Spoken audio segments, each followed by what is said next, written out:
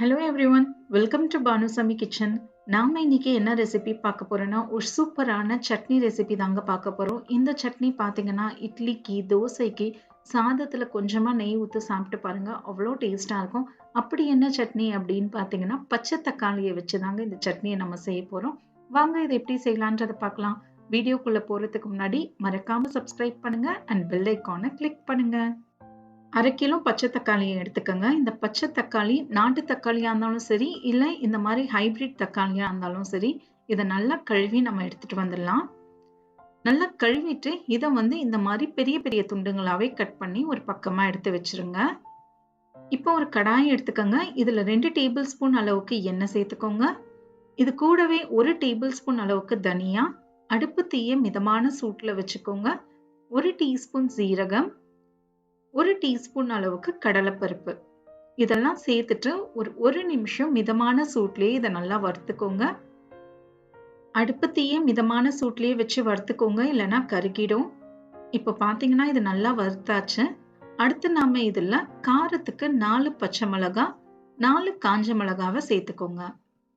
சேர்த்துட்டு இது ஒரு நிமிஷம் மிதமான சூட்லயே வதக்கிக்கோங்க. ஏன்னா பச்சை மிளகாய் அந்த பச்சை வாசனை வரும், அதனால கொஞ்சம் வதக்கிக்கலாம். அடுத்து நாம இதுல ஒரு கைப்பிடி அளவுக்கு கொத்தமல்லி தலைகளை சேர்த்துட்டு இதையும் அது சுருங்கி வர அளவுக்கு நம்ம வதக்கிக்கலாம். இப்ப பாத்தீங்கன்னா எல்லாமே நல்லா வதக்கியாச்சு. இதுல 10 பல் அளவுக்கு பூண்டை சேர்த்துட்டு ஒரு நிமிஷம் நல்லா வதக்கிக்கோங்க. இப்போ பச்சை தக்காளி சீசனுங்க, அதனால நிறைய கிடைக்குது. நம்ம கட் பண்ணி வச்சிருந்த பச்சை தக்காளியும் இதுல சேர்த்துருங்க. தேவைக்கேற்ப உப்பையும் சேர்த்துட்டு ஒரு நிமிஷம் மட்டும் இதை நம்ம நல்லா வதக்கிக்கலாம். இந்த பச்சை தக்காளி பாத்தீங்கன்னா நார்மல் தக்காளி மாதிரியே இருக்குங்க, ஆனா கொஞ்சம் புளிக்கும். இதுல நிறைய விட்டமின் சி இருக்குங்க. இது கிடைச்சதுன்னா விடாதீங்க, கண்டிப்பா செஞ்சு பாருங்க, ரொம்ப பிடிக்கும். பாருங்க ஒரு நிமிஷம் வதக்குனதுக்கு அப்புறம் இதுல நாம 2ல இருந்து 3 கொட்டை அளவுக்கு புளி சேர்த்துக்கோங்க. கொஞ்சமா சேர்த்துக்கோங்க, ஏன்னா தக்காளியே புளிக்கும், அதனால கொஞ்சமா புளியை சேர்த்துட்டு ஒரு 30 செகண்ட் மட்டும் இதை நம்ம வதக்கிக்கலாம்.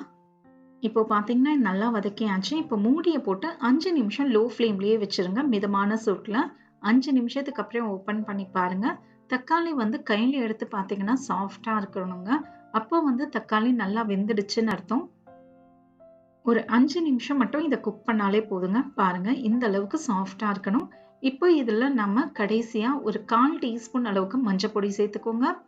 சேர்த்துட்டு ஒரு கிளறிட்டு அடுப்பை அணைச்சிருங்க.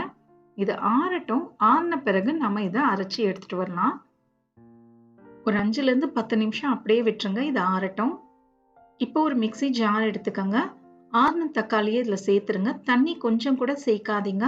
பல்ஸ் மட்டும் 2 பல்ஸ் மட்டும் கொடுத்து எடுத்துட்டு வந்துருங்க. நீங்க கிரைண்டா அரைக்கணும், ஃபைனா அரைக்கணும்னு இல்லைங்க, 2 பல்ஸ் மட்டும் கொடுங்க, அப்பதான் நல்லா இருக்கும். பாருங்க இந்த அளவுக்கு தாங்க இருக்கணும். ரொம்ப மைய அரைச்சிடாதீங்க, ஜஸ்ட் 2 சுத்து சுத்துங்க போதும். அங்கங்க நமக்கு பச்சை மிளகாலாம் இருந்தா நல்லா இருக்குங்க. இப்போ இதை தாளிச்சுக்கலாம். ஒரு கடாயை எடுத்துக்கோங்க. இதுல 2 டேபிள் ஸ்பூன் அளவுக்கு எண்ணெய், 1/2 டீஸ்பூன் கடுகு, கடுகு நல்லா பொரிஞ்சதுக்கு அப்புறம் 1/2 டீஸ்பூன் உளுத்தம் பருப்பு, 1/2 டீஸ்பூன் கடலைப்பருப்பு. இந்த பருப்பு நிறம் சேஞ்ச் ஆகும் போது 1/4 டீஸ்பூன் அளவுக்கு சீரகம் சேர்த்துக்கோங்க.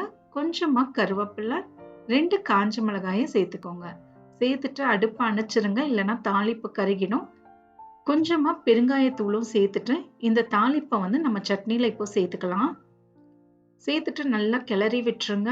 அந்த எண்ணெயில அந்த சட்னி ஃபுல்லா கலந்து வரணுங்க. ஒரு வாட்டி நல்லா கலந்து விட்டுருங்க. இந்த சட்னியை நீங்க டைட் கிளாஸ் ஜார்ல போட்டு ஒரு வாரம் கூட எடுத்து வச்சு சாப்பிடலாங்க, கெட்டு போகாது. இட்லிக்கு, தோசைக்கு, சாதத்துல கொஞ்சமா நெய் ஊத்தி இதை சாப்பிட்டு பாருங்க, அவ்வளோ டேஸ்டா இருக்கும். ட்ரை பண்ணி பாருங்க, எப்படி வந்ததுன்றதை எனக்கு கமெண்ட்ஸ்ல சொல்லுங்க. மறக்காம லைக் பண்ணுங்க, ஷேர் பண்ணுங்க அண்ட் சப்ஸ்கிரைப் பண்ணுங்க. இன்னொரு வீடியோல உங்களை நான் பார்க்குறேன். தேங்க்யூ ஃபார் வாட்சிங்.